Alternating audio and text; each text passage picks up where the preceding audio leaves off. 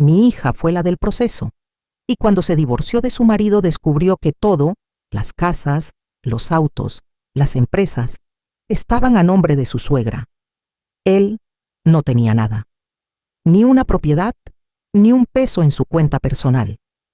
Todo lo que construyeron juntos estaba bajo el nombre de su madre, una mujer controladora y metiche que se creyó dueña de su hijo y de su matrimonio. Pero lo peor no fue eso. Lo peor fue que mi hija perdió la vida por culpa de ellos dos. Antes de continuar, quiero preguntarles desde dónde nos escuchan. Quiero leer sus comentarios, sus historias, porque este tipo de cosas pasan más seguido de lo que imaginamos. Si alguna vez alguien les ha robado la paz o la dignidad disfrazando el abuso con amor, esta historia es para ustedes. No olviden suscribirse, dejar su me gusta y compartir este video porque mi hija ya no puede contar su historia, pero yo sí. Mi hija se llamaba Camila. Nació en Mexicali, en una familia sencilla, trabajadora, sin lujos, pero con valores. Yo, Rosa López, su madre, soy vendedora de tamales desde que tengo memoria. Su padre, Héctor Hernández, fue mecánico toda su vida. No tuvimos mucho, pero jamás faltó comida ni amor en la mesa. Camila fue nuestra única hija, y la criamos con la esperanza de que tuviera una vida mejor que la nuestra. Era lista, dulce, trabajadora, y sobre todo tenía una nobleza que hoy sé fue su perdición. Desde adolescente, Camila soñaba con estudiar administración y algún día abrir su propio negocio. No tuvimos dinero para una universidad privada, así que estudió en un instituto público mientras trabajaba por las tardes en una papelería. Ahorraba cada peso con una disciplina admirable. Era buena con la gente, sabía vender, sabía escuchar. Todos los que la conocían decían lo mismo. Esa muchacha va a llegar lejos. Y así fue. Pero también tenía un corazón que confiaba demasiado, que no sabía decir que no, que creía en las promesas sin pedir pruebas. Esa nobleza, que yo siempre vi como una virtud, fue la puerta por donde entró su desgracia. A los 20 años conoció a Mauricio Gálvez, un joven apuesto, educado, con modales finos y palabras dulces. Se conocieron en una feria de empleo, donde él daba una charla sobre emprendimiento. Ella se acercó a preguntarle algo, y él, encantador como pocos, le ofreció su tarjeta. A los pocos días comenzaron a hablar, a salir, a soñar juntos. Yo recuerdo que Camila llegaba a casa con los ojos brillando, hablándome de él como si hubiera conocido al hombre perfecto. Y yo, ingenua también, me alegré por verla feliz. No sabía que detrás de esa sonrisa había una historia de apariencias y engaños. Mauricio provenía de una familia muy distinta. Los Gálvez Rivas eran conocidos en Mexicali por sus apariencias. No eran ricos, pero vivían como si lo fueran. Tenían una casa grande, autos nuevos, y se comportaban como si la ciudad les perteneciera. Su padre, Joaquín Gálvez, era un contador retirado que vivía de deudas y préstamos familiares. Elena Rivas, su esposa, mantenía las apariencias con fiestas, joyas y esa actitud soberbia de quien cree que el dinero da categoría. Cuando Camila entró en sus vidas, la vieron como una intrusa. Yo lo supe desde el primer día que los conocí. Elena me miró con desprecio apenas extendí la mano para saludarla. Recuerdo que llevaba un collar de perlas y un vestido caro, y sin embargo, no podía ocultar la amargura en su cara. Me preguntó, con esa voz envenenada que suena amable, pero no lo es. ¿Y usted, señora Rosa, en qué trabaja? Yo con la frente en alto le respondí, vendo tamales desde hace 30 años. Su sonrisa se torció, y en ese instante supe que para ella el trabajo humilde era una vergüenza. No sabía que algún día esa misma vergüenza sería su ruina. Aún así, Camila y Mauricio siguieron adelante. En ese entonces, Mauricio estudiaba administración en la universidad pública y trabajaba medio turno en una ferretería. Camila lo apoyaba con todo. Le compraba los libros, le preparaba comida, hasta le pagaba los pasajes. Decía que era el amor de su vida y que el sacrificio compartido une más. Qué ironía, porque cuando el dinero empezó a llegar, lo primero que se rompió fue ese amor. Camila y Mauricio se casaron por lo civil en una ceremonia pequeña. No había lujos, pero sí había amor. Recuerdo que ella llevaba un vestido blanco sencillo, hecho por una vecina costurera, y un ramo de flores que yo misma compré en el mercado. Mauricio, en cambio, parecía nervioso, más pendiente de que su madre no hiciera un escándalo que de disfrutar el momento. Porque sí, Elena no aprobaba esa boda. Decía que su hijo se estaba rebajando, y lo repitió tantas veces que terminó creyéndolo. Los primeros años de matrimonio fueron duros, pero hermosos. Vivían en un pequeño departamento que rentaban cerca del centro de Mexicali. Ella seguía en la papelería, ahora de tiempo completo, y los fines de semana ayudaba en mi puesto de tamales. Él se levantaba temprano, iba a su empleo y por las noches estudiaba. Camila era su apoyo constante, su impulso. Le preparaba comida, lo animaba cuando dudaba de sí mismo y soñaba con formar un hogar estable, sin carencias, sin humillaciones. Con esfuerzo Mauricio terminó la carrera. Lo recuerdo llegando a mi casa con su título en las manos y Camila llorando de felicidad. Yo les preparé mole y arroz y los abracé a los dos. Pensé que ese era el inicio de una vida buena, de recompensas merecidas, pero no. Fue el inicio del cambio. Apenas consiguió trabajo formal, Mauricio empezó a comportarse distinto. Compró ropa cara, hablaba con otra seguridad y poco a poco dejó de incluir a mi hija en sus decisiones. Detrás de ese cambio, lo supe después, estaba Elena. Su madre lo llamaba todos los días. Le decía cómo debía invertir, cómo debía comportarse, qué debía comprar. Cuando nació su primer hijo, Sebastián, fue ella quien eligió el nombre, la cuna y hasta la pintura del cuarto. Camila no tiene gusto para esas cosas, le dijo a una vecina frente a mí. Yo apreté los dientes para no responder. Era la primera vez que me di cuenta de que mi hija estaba perdiendo algo más que su libertad. Estaba perdiendo su voz. Mauricio ya no tomaba decisiones con ella, sino con su madre. Y aún así, mi hija seguía luchando. Abrió un pequeño negocio de artículos escolares y papelería desde casa. Lo hacía mientras cuidaba a Sebastián y más tarde a su segundo hijo, Tomás. Todo lo que ganaba lo usaba para el hogar, para los niños o para apoyar a Mauricio en sus proyectos. Fue con ese dinero, con su esfuerzo y sus desvelos, que él fundó su primera empresa de distribución de materiales industriales. Pero cuando los contratos empezaron a llegar, le dijo que pondría todo a su nombre para proteger el patrimonio familiar.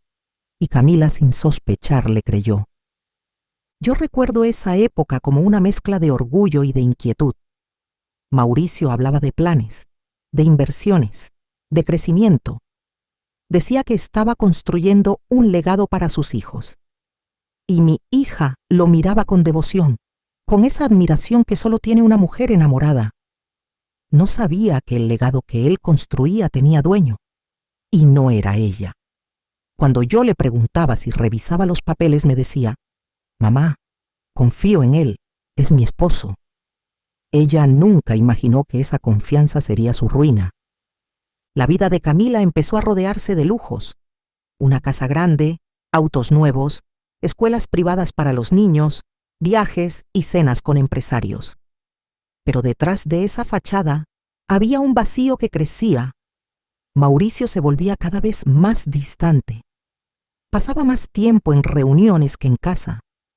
Y cuando estaba, siempre encontraba algo que criticar: la comida, el ruido, la manera en que Camila vestía o hablaba. Lo peor era cuando intervenía Elena, su madre, para corregirla frente a todos. Una señora debe saber comportarse, decía, como si mi hija fuera un proyecto mal hecho. yo veía cómo el brillo de Camila se iba apagando. La alegría que tenía cuando me hablaba por teléfono se fue llenando de silencios largos. Empezó a visitarme menos. Me decía que estaba cansada, que Mauricio prefería que no saliera tanto, que la gente podría malinterpretar. En realidad, él la estaba aislando poco a poco. No quería que hablara conmigo, ni con sus amigas, ni con nadie que le recordara que alguna vez fue libre. La tenía encerrada en una jaula dorada donde hasta su respiración parecía depender de su permiso. El día que descubrí la magnitud de lo que estaba pasando fue en una reunión familiar.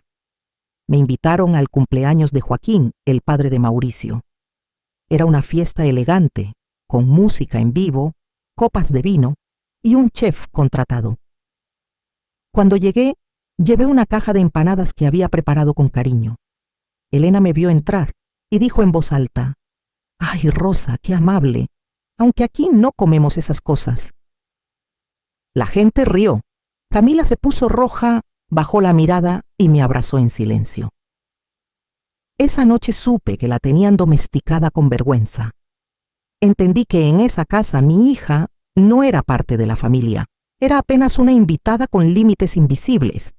Yo había criado a una mujer fuerte, trabajadora y buena, pero allí la habían reducido a un adorno silencioso que debía agradecer por estar. La diferencia entre Elena y yo siempre fue abismal, pero no por lo que ella tuviera, sino por lo que representaba.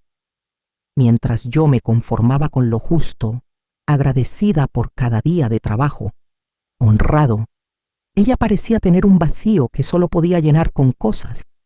Todo el dinero que Mauricio y Camila generaban, cada contrato, cada proyecto, cada sacrificio, se usaba para cumplir los caprichos de esa mujer.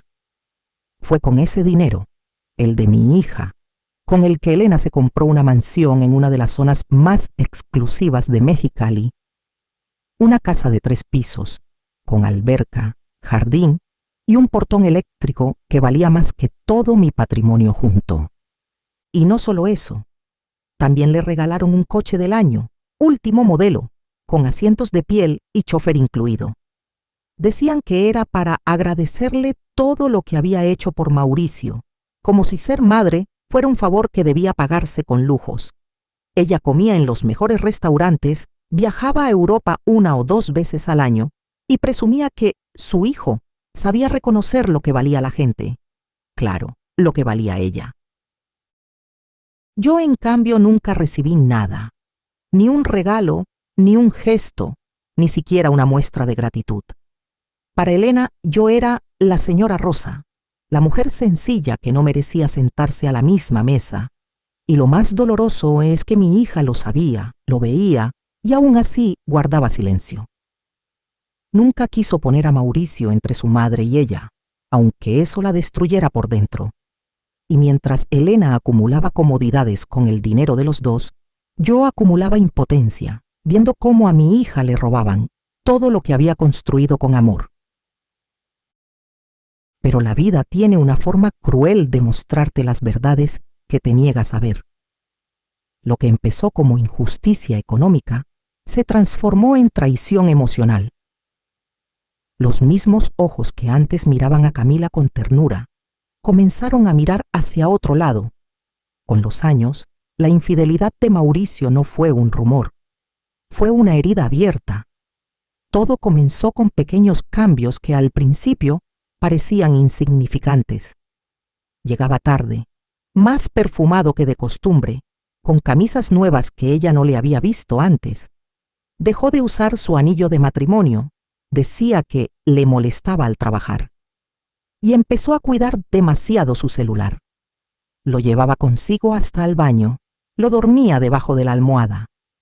Camila lo notó, pero quiso creer que era estrés, cansancio o simple descuido. ¡Qué ingenuidad la de una mujer que aún quiere salvar lo que ya se hunde! Una noche, mientras él dormía, el teléfono vibró. Camila dudó, pero algo en su corazón le pedía mirar. Desbloqueó la pantalla y lo vio. Lucía. Una mujer más joven, de cabello largo y sonrisa estudiada, mensajes llenos de ternura falsa, de citas escondidas, de promesas que se escriben solo cuando se pierde la vergüenza. Te extraño. Eres lo mejor que me ha pasado. Ojalá pudiera quedarme contigo.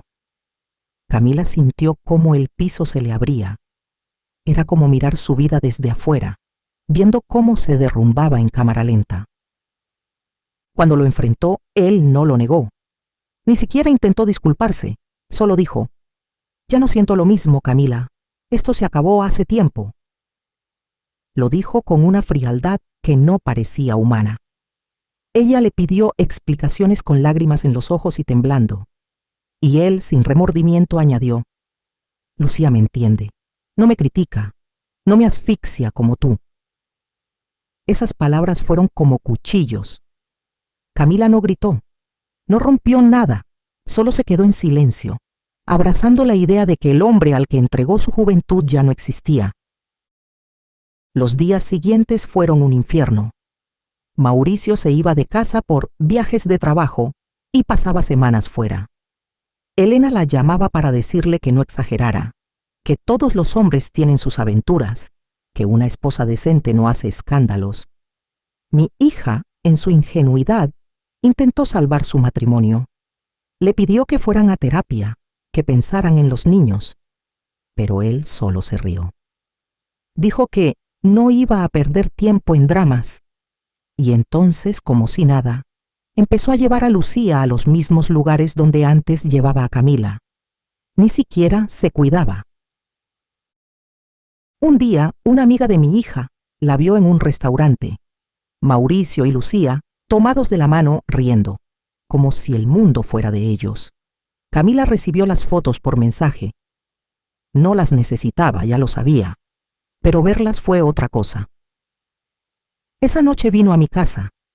Tocó la puerta sin avisar, con los ojos rojos, el maquillaje corrido y las manos temblando. Me abrazó tan fuerte que sentí que se sostenía de mí para no desmoronarse. «Me engaña, mamá, y no se arrepiente», fue lo único que pudo decir. A partir de ese día, algo cambió en ella. Ya no hablaba de arreglar nada. Ya no justificaba. Ya no lo defendía. Empezó a guardar documentos, a revisar cuentas, a mirar lo que antes confiaba.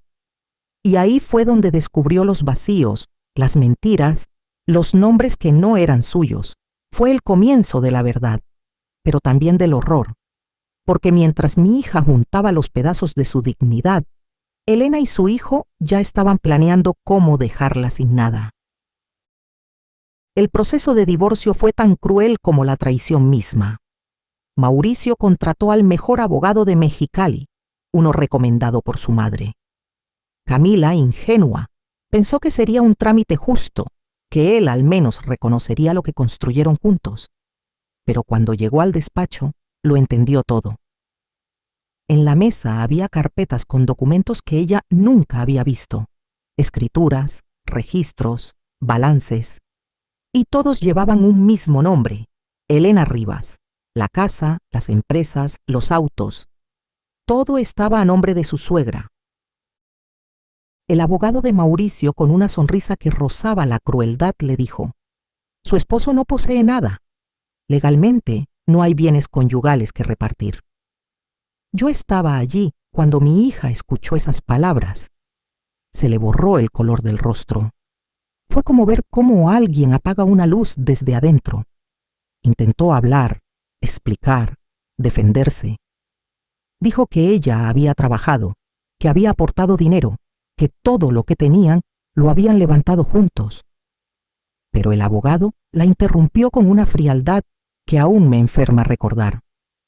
«Lo que usted diga, señora, no tiene validez si no está por escrito». Mauricio, el hombre que ella había amado, el padre de sus hijos, cobraba oficialmente el salario mínimo. Así, frente al juez, resultó ser un hombre sin bienes ni recursos. Con eso la pensión alimenticia quedó reducida a una cifra humillante, una cantidad que apenas alcanzaba para una bolsa de pan y 1 litro de leche. La ley, fría y ciega, avaló la mentira. Elena, por supuesto, estaba presente, sentada en la esquina, impecable, con ese perfume caro y esa mirada que siempre me pareció venenosa. En un momento del juicio, mientras mi hija lloraba, la escuché susurrar. Por eso le dije que debía firmar algo antes de casarse. Pero claro, las de su clase no entienden de papeles. Fue la primera vez que quise gritarle en la cara. No lo hice. No porque no quisiera, sino porque sabía que mi hija necesitaba dignidad, no escándalo. Elena disfrutaba de su victoria como una reina de hielo. Mauricio, en cambio, se limitó a mirar hacia otro lado. Ni una palabra, ni una disculpa, ni un gesto de arrepentimiento. Parecía un desconocido. Cuando el juez dio por terminado el proceso, Camila se quedó sin nada, literalmente nada. El auto estaba a nombre de su suegra, la casa también, y hasta la empresa donde había trabajado codo a codo con su esposo figuraba como propiedad familiar de los Gálvez. Mi hija, que lo dio todo, salió del tribunal con una maleta pequeña, 2 niños de la mano y una dignidad herida, pero intacta. Recuerdo el día que llegó a mi casa después de eso. Tocó la puerta despacio, como con miedo. Llevaba los ojos hinchados de tanto llorar, y detrás de ella, Sebastián y Tomás con las mochilas del colegio colgando. «Mamá, no tengo a dónde ir», me dijo, y yo la abracé sin decir una palabra. En mi casa no había lujos, pero sí amor. Los 3 durmieron esa noche en la habitación donde Camila había crecido. Yo los escuchaba respirar y pensaba en la injusticia de este mundo, en cómo un papel puede borrar años de esfuerzo y en cómo el amor puede convertirse en un arma cuando cae en manos equivocadas. Mientras tanto, Mauricio no se mudó a otra parte.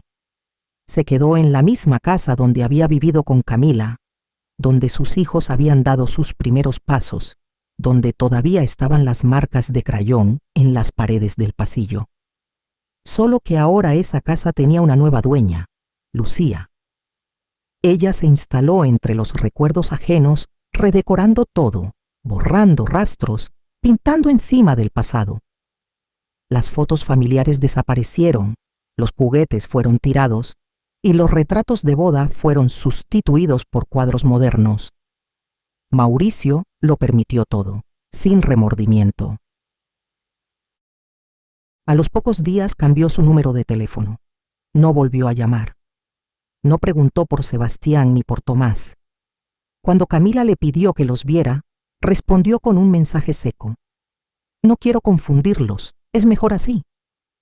Nunca entendí cómo un padre puede decidir olvidar. Nunca entendí cómo alguien puede reemplazar la risa de sus hijos por el silencio cómodo de una nueva cama.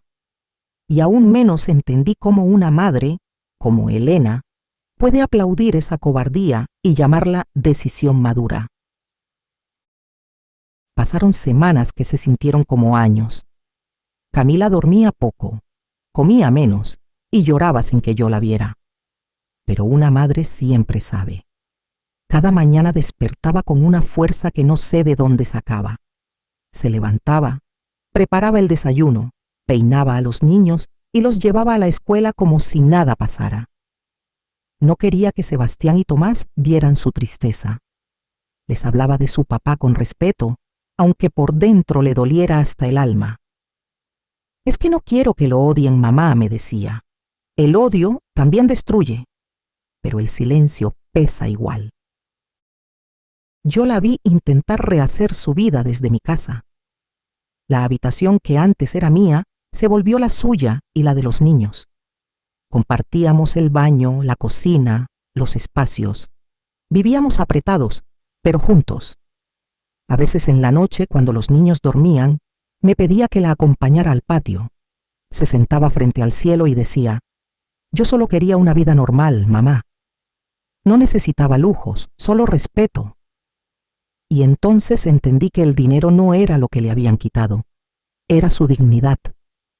Esa herida no sangra por fuera, pero nunca deja de doler. Los meses siguientes fueron una prueba de resistencia. Camila buscó trabajo, pero con 2 niños pequeños y un currículum lleno de años dedicados al hogar, nadie la contrataba. Vendía postres, bordaba servilletas, hacía tareas por encargo para estudiantes del barrio. Cada peso lo estiraba como si fuera un milagro. Yo le ayudaba con lo poco que tenía, y aunque el dinero nunca alcanzaba, el cariño sí. En esas noches, cuando el cansancio la vencía, se recostaba en mi regazo y yo le acariciaba el cabello, recordando cuando era niña y me decía que de grande nunca iba a llorar. ¡Qué ironía! De Mauricio y Elena no supimos nada más por un tiempo, o eso creímos, porque los rumores vuelan y Mexicali no es tan grande como parece. Un día, una vecina que trabajaba como empleada doméstica en su fraccionamiento me contó que Lucía se paseaba en el carro nuevo que antes fue de Camila, presumiendo las joyas que él le compraba. Decían que Elena iba cada domingo, como si nada, a comer con ellos. Mientras tanto, nosotros comíamos sopa y arroz, pero con paz. Yo prefería 1000 veces la pobreza limpia que la abundancia manchada por la traición. Con el tiempo Camila comenzó a enfermar, no físicamente, sino del alma. Dormía menos, reía poco, evitaba mirarse al espejo. A veces la encontraba mirando las fotos viejas, con los dedos sobre la imagen de sus hijos, abrazando a su padre. Les robó su infancia, mamá, murmuraba, y yo no puedo devolvérsela. La depresión fue ganando terreno en silencio, como la humedad que se mete por las paredes. Yo la llevaba al médico, al psicólogo, a misa, pero nada funcionaba. Porque hay heridas que solo se curan con justicia, y esa nunca llegó. Y entonces, un día cualquiera, cuando Camila tenía 40 años, la vida se detuvo sin previo aviso. Era un jueves por la tarde, de esos que parecen no traer malas noticias. El sol entraba por la ventana y el olor a frijoles recién cocidos llenaba la casa. Camila había llevado a Tomás a la escuela temprano, y Sebastián, ya adolescente, estaba en la preparatoria. Ella me dijo que se sentía cansada, que iba a recostarse un rato. Yo pensé que era el agotamiento de tanto esfuerzo, de tantas noches sin dormir, de tanto sostenerse en pie sin tener de qué agarrarse. Le dejé un té en la mesita y salí al mercado. Cuando regresé, la casa estaba silenciosa. La llamé por su nombre desde la puerta y no obtuve respuesta. Pensé que seguía dormida. Entré a su cuarto con cuidado para no despertarla, pero no dormía. Tenía el rostro tranquilo, las manos juntas sobre el pecho y una expresión de descanso que no le veía desde hacía años. Por un momento creí que respiraba. Me acerqué, le toqué la mejilla. Estaba fría, muy fría. En la mesita, al lado del té que no tomó, había una hoja en blanco, sin carta, sin palabras. Y entendí que el silencio fue su última forma de hablar. Llamé a Sebastián y a Tomás con la voz que no quería tener. No recuerdo bien los minutos que siguieron. La casa se llenó de gente, de vecinos, de murmullos, de consuelo inútil.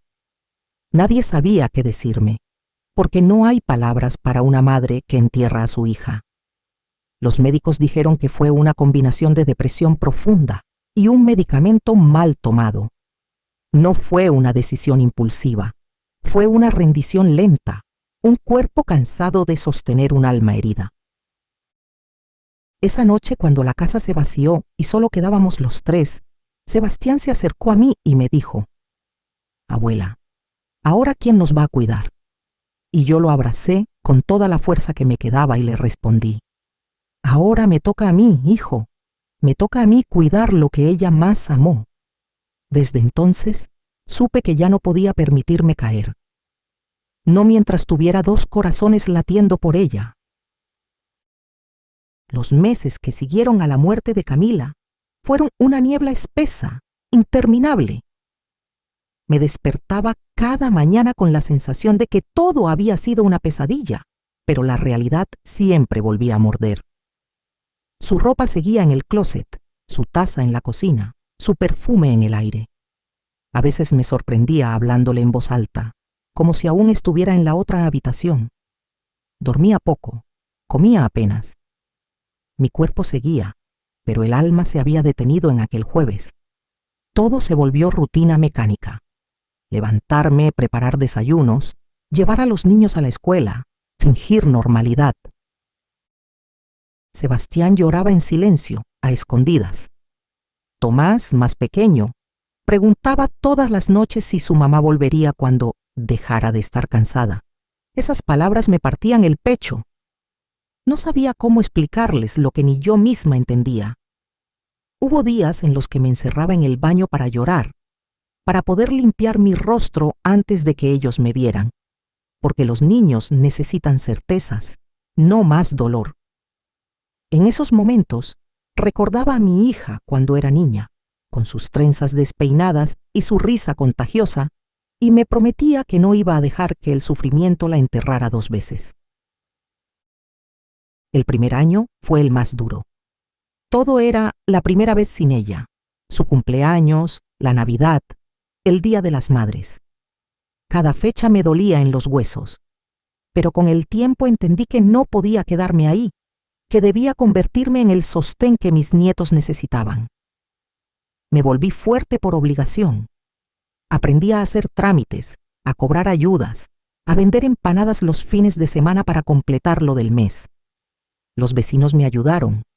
La comunidad fue mi sostén cuando el mundo parecía derrumbarse. Conseguí que Sebastián entrara a una escuela pública con beca, y yo misma lo acompañaba cada mañana. Le decía, «Tu mamá estaría tan orgullosa de ti», y lo estaba. Lo veía estudiar hasta tarde, con los ojos hinchados pero con un brillo nuevo, como si quisiera honrarla con cada esfuerzo. Tomás, en cambio, se aferró más a mí. Me seguía a todas partes, me abrazaba sin decir nada, como si entendiera que su abrazo era lo único que me mantenía de pie. Poco a poco, el dolor se volvió menos agudo, más silencioso. No desapareció, pero se volvió parte de mí, como una cicatriz que deja de doler pero nunca se borra. Aprendí a vivir sin Camila, aunque nunca a dejar de extrañarla. Cada logro de mis nietos, cada sonrisa, cada plato servido en la mesa es también para ella. Sigo hablándole cada noche antes de dormir. No con tristeza, sino con gratitud, porque aunque la vida me arrebató a mi hija, me dejó la misión de cuidar su legado y en eso encontré una nueva razón para seguir viva.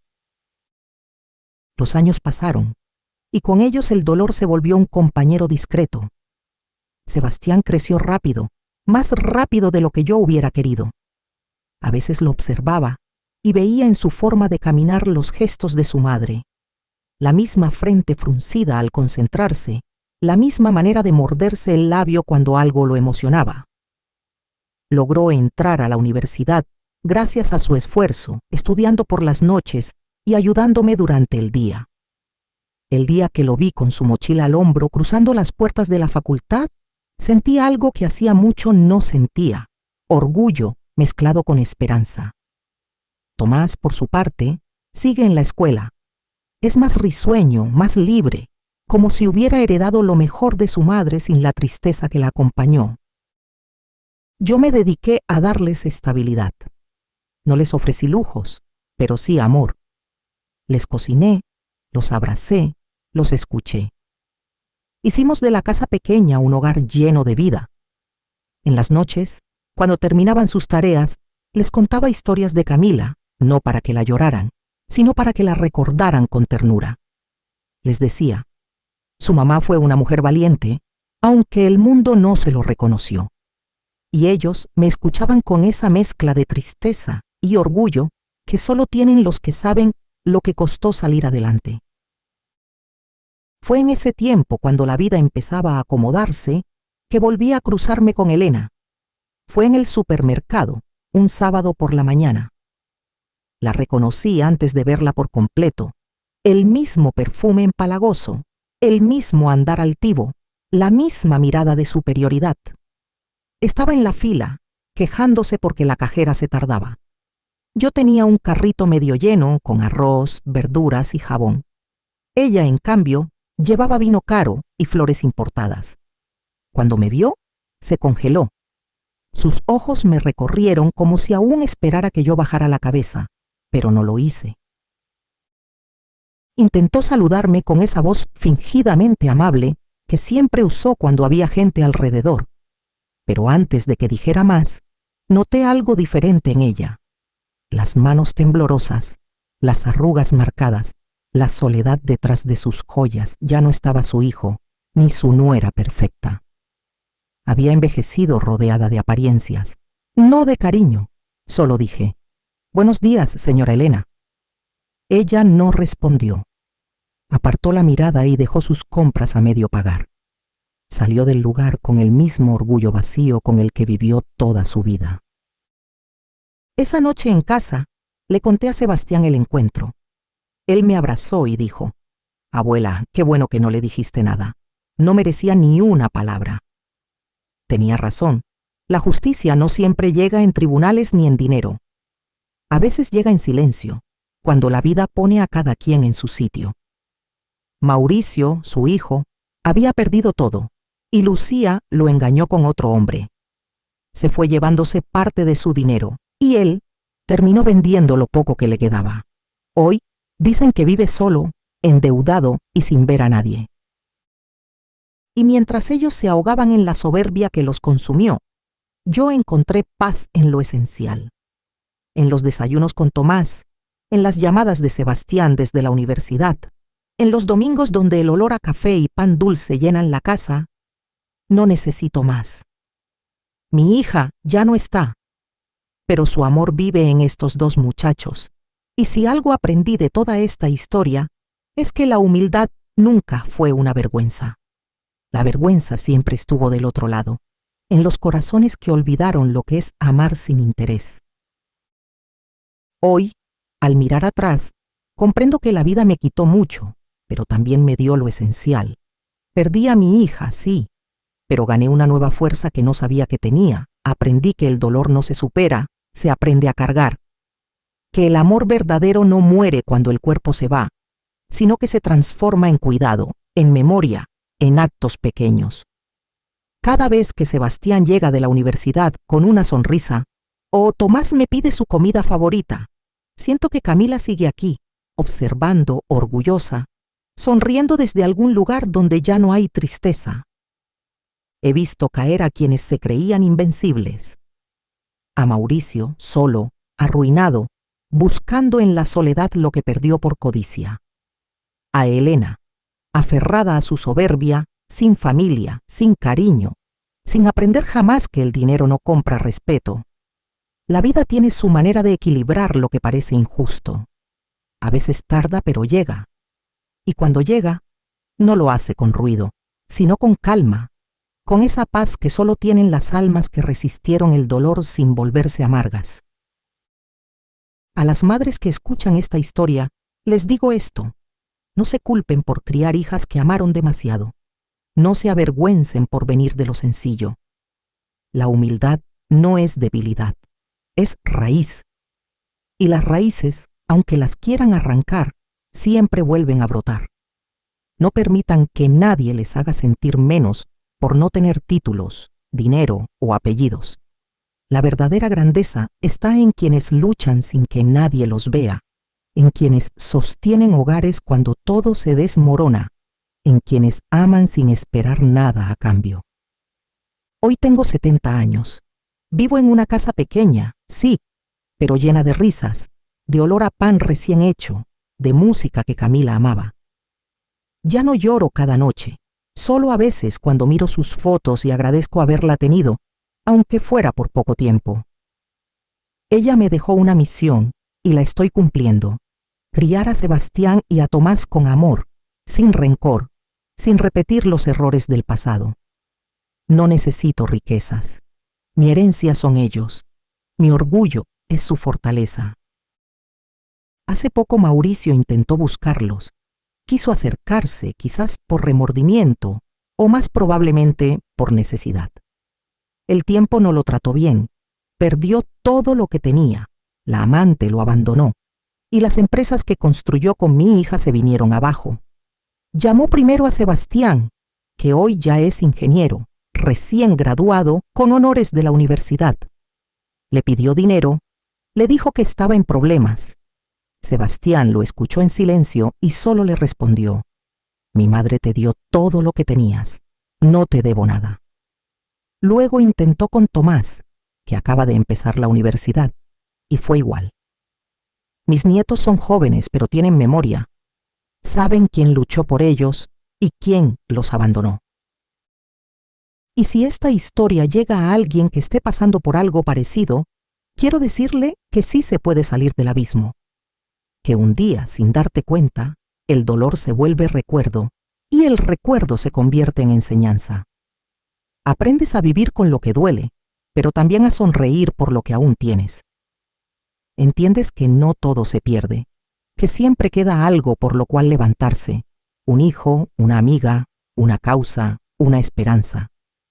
No dejen que la amargura les robe la bondad, ni que el rencor les haga olvidar quiénes son, porque el amor, aunque duela, siempre vale la pena. Y si tú que me escuchas estás viviendo una historia parecida, quiero saber de ti. ¿Desde dónde me escuchas? Cuéntame tu historia en los comentarios, porque quiero leerte, quiero acompañarte, quiero que juntas aprendamos a reconocer las malas intenciones antes de que nos destruyan. Si esta historia te tocó el corazón, déjame tu me gusta, suscríbete y no olvides esto. Hay heridas que no se curan con venganza, sino con paz, porque la paz, esa sí es una herencia que nadie puede quitarnos. Nos vemos en la próxima historia. Y recuerden, la vida siempre tiene un segundo acto, incluso después del dolor.